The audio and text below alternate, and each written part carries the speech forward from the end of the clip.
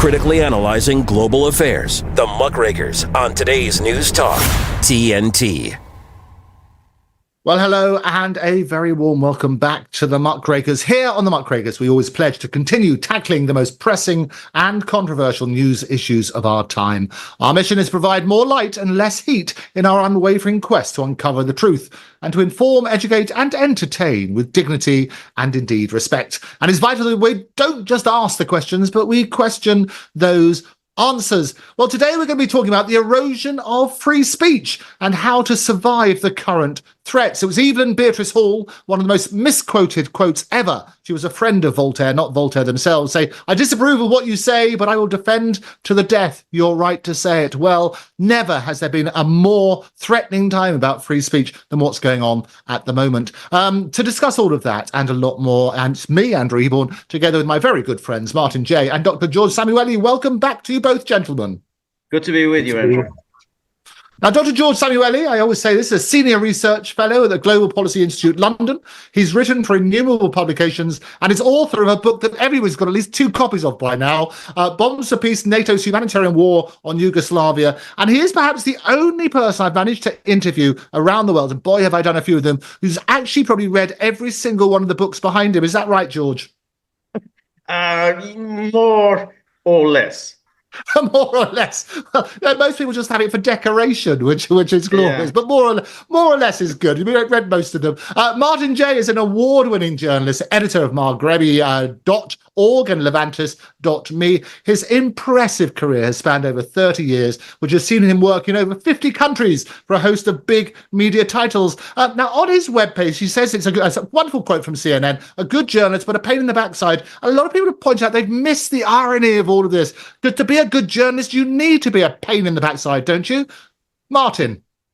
That's it. And it's so sad that we have to explain that. You know, I think journalists 30 years ago would never have said that. So the world's changing, unfortunately, and we're all getting old and we're not really adapting. You know, it's all getting harder, isn't it, Andrew? Well, I'm not getting older. You can speak for yourself. I feel younger every time I do this show. But it is important. You've got to keep asking those questions. And yes, of course, that will make you a pain in the backside of some. But we need to keep holding people's feet to the fire. And that's, boy, is that what we do here on the Muckrakers. Now, before we get into this big discussion about free speech, I want to talk about the latest government news, where the UK government saying that staff are working around the clock to plan for all scenarios to keep British nationals safe as tensions are growing between Iran and Israel amid fear of an attack. And the UK government, they're preparing emergency evacuations for British nationals. There are apparently around 60,000 British nationals currently in Israel. And the Foreign Office advised against all non-essential travel to Israel and has urged Brits in Lebanon to leave. Now, there's an expectation that Iran will retaliate following the killing of Hamas, although I see just reported that Joe Biden has said they will not attack if ceasefire is agreed. What's your take on that, George? Well, it seems very strange that it's taken all this time to start talking about evacuations. We've been expecting some form of an attack for quite a while. And to be honest, the longer we wait, I think the less likely that the attack will take place, because now American and Western assets are in place. The Americans are there. They've already made clear that they're going to, quote, defend, unquote, Israel. And that means that the British are going to be there. Starmer has already made clear he's going to be involved. The French are probably going to be involved in the usual cast of suspects. Jordan will be involved. So the likelihood of an Iranian attack, I think, greatly diminishes. And to be fair, Iran is really between a rock and a hard place, because if Iran doesn't do anything, then it's seen to be weak, ineffectual, a paper tiger. If it does launch an attack, then, again, if it's seen to be just a pro forma, and I think at this stage it is going to be pro forma. There's so many Western assets are in place that it's unlikely that too many missiles will get through the Western defenses. So it's pro forma. If, however, it decides to go all in, then it is the bad guy, and therefore it'll be the green light for the West to go to war against Iran, and Iran just simply isn't strong enough to take the West on. So it's in a very difficult position. I suspect, going back to your comment about President Biden, is Iran is hoping that some kind of a deal will be worked out, and then that would be its walk-off ramp. Oh, well, we didn't retaliate because we didn't want to jeopardize the ceasefire talks.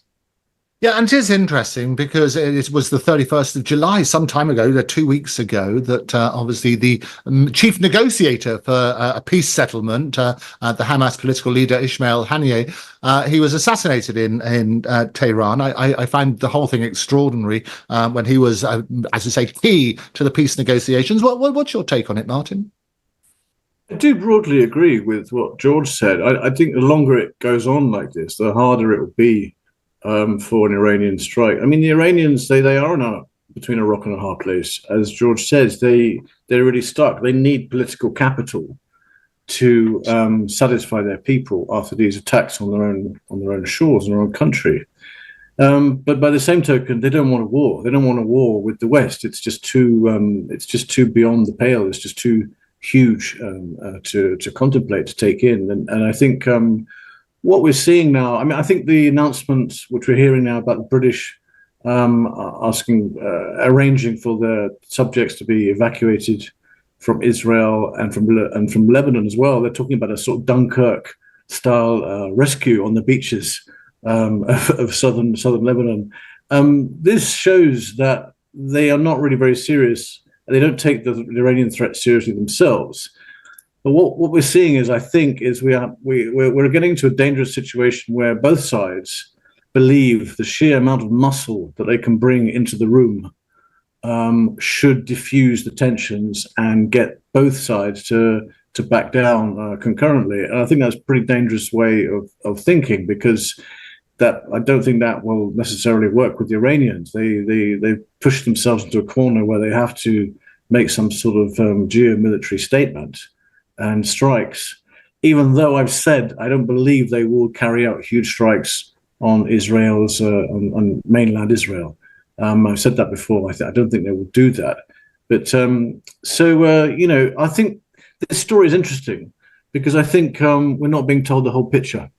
And I wonder if there is a lot of politics in the background and back channel discussions between Iran and the Americans. I wonder if Joe Biden is actually trying to mastermind this so that he can pull off a ceasefire. I mean, everybody backs down, and the real political winners are Biden and Iran, and to some extent Israel, because at least Israel gets out of the tight position it's in now. But the Iranians are laughing. I mean, they're laughing all the way to the bank, because every single day that passes, they see the desperation and the panic setting in Israel, and they see the economy tumbling as well.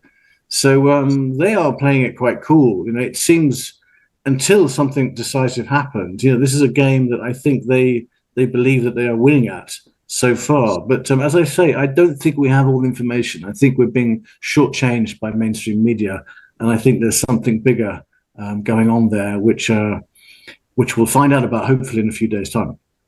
You're absolutely right, and I always say we're never given the full picture, and I think so often the media is played, if you like. You get these little sound bites. An Iranian president, he says that he has the legitimate right to retaliate against Israel's cowardly assassination of Haniyeh in Tehran in late July. It is interesting, though, and I think that Biden, he wants this, doesn't he, as a legacy, to turn around and say, well, he's sorted this out. Otherwise, Trump will come trumpeting in and saying, well, he'll sort it out with a couple of phone calls. And that's done. Is that a fair summary, do you think, George?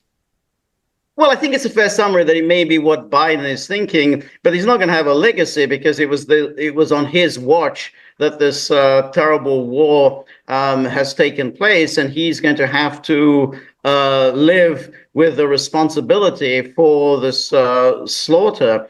And let's remember that only yesterday was announced a $20 billion package for Israel after all the talk from the Biden administration that, boy, we're really, really unhappy with Netanyahu. He's a real, pain in the backside, as you put it, Andrew. Yes. So, we've just about had it with him. And then, here's another 20 billion, do what you want with it. So I think Biden is not going to be well regarded in the history books. But there is also another aspect for Iran. I mean, let's remember when Iran received much worse humiliations in the past. I mean, it had General Soleimani assassinated while he was on a peace mission. He was a national hero, a senior figure within the Iranian leadership.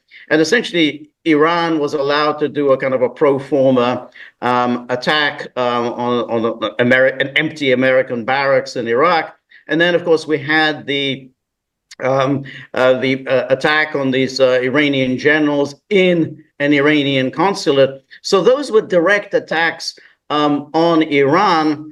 And Iran made a pro forma strike. In this case, while the attack took place on Iranian territory, it wasn't an Iranian who was killed. It was a Hamas leader who was killed. So that allows Iran to say, well, we're not going to risk a war. We're not going to risk destruction of our country for the sake of a Palestinian leader. I mean, it may have taken place on our territory, but this isn't a sufficient cause for us to get into a war that we can't win. So if it had been an Iranian leader who had been executed, then I think it would be a bit different. But I think because of that, because it's a Palestinian leader, that gives Iran, an off-ramp, as well as the argument that, hey, we don't want to do anything to jeopardize the ceasefire talks. Martin? Yeah, I think he's nailed it. And I think this is probably the scenario that's going to play out now in the next few days, how to diffuse this situation and gradually walk away from it. But I think George is right about Biden. Biden has left this diabolical legacy in the Middle East, and he won't want Trump to swoop in and do what Trump always does, which is present himself as the sole solution to everything, and to fix it with a few phone calls or a couple of high-profile meetings.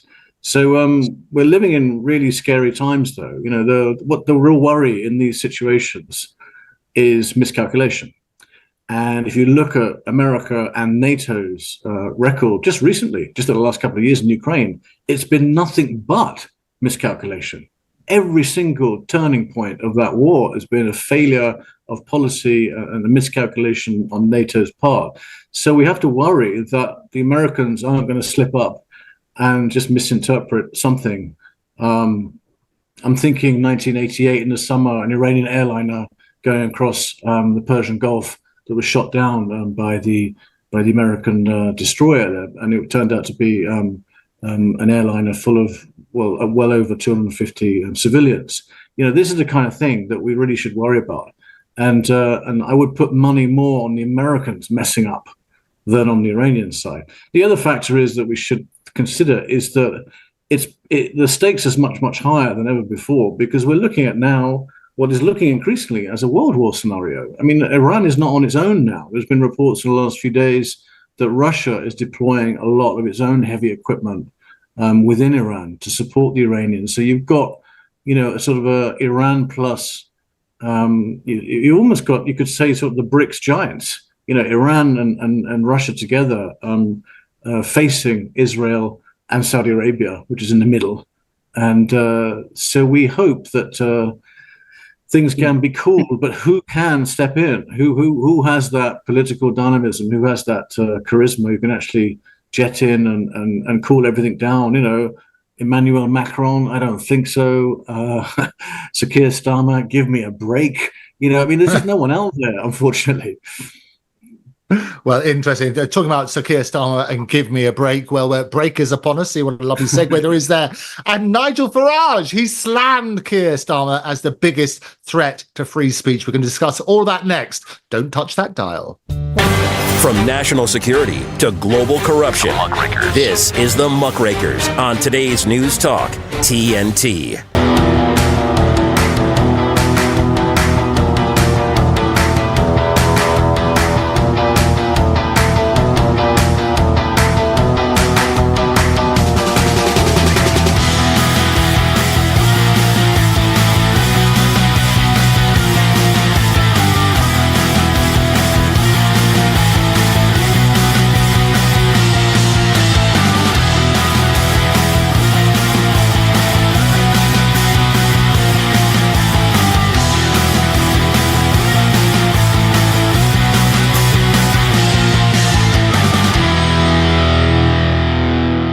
To hear a replay of this hour, go to episodes at tntradio.live